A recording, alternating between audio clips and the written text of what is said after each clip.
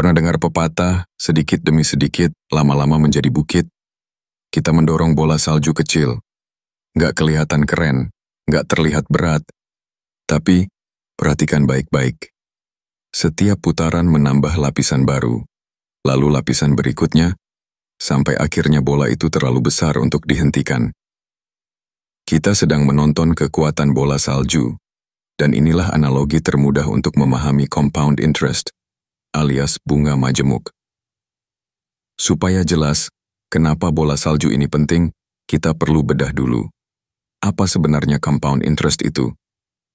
Bayangin uangmu sebagai bibit pohon. Saat kamu menanam Rp1.000, kamu dapat buah bunga di akhir musim. Tetapi buah itu bukan cuma camilan, dia berubah jadi bibit baru, lalu ditanam lagi.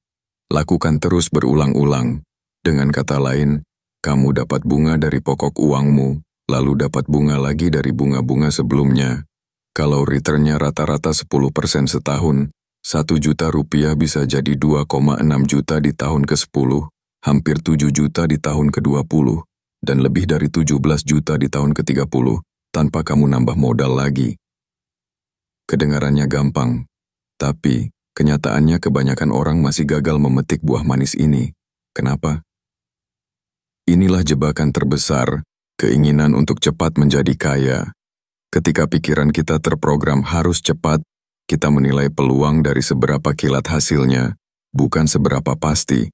Makanya muncul drama, saham gorengan, token kripto entah apa, hingga investasi bodong yang ujung-ujungnya hilang modal. Sementara konsep bola salju justru butuh slow cooking, sabar, konsisten, tahan godaan.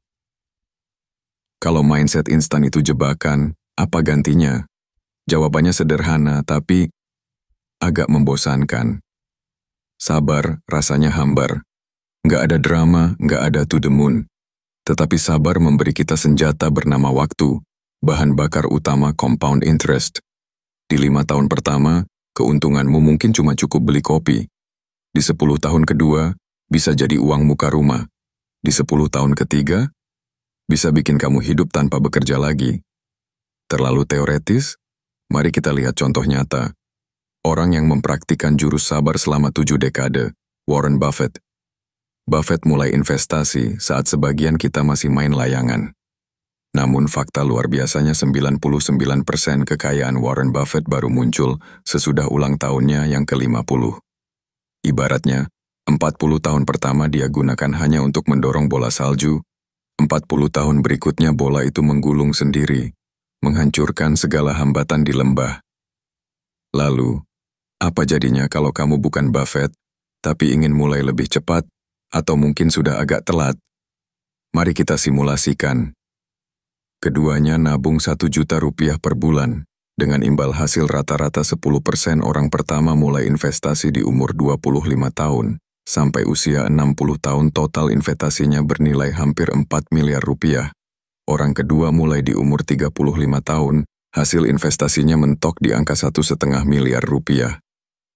Garis finish sama, tapi waktu tempuh beda. Start lebih awal berarti bola salju bisa menggelinding lebih jauh. Oke, bahas teori emang mantap ya. Apa langkah praktisnya biar nggak keseret mindset cepat kaya? Pertama, mulai sekarang.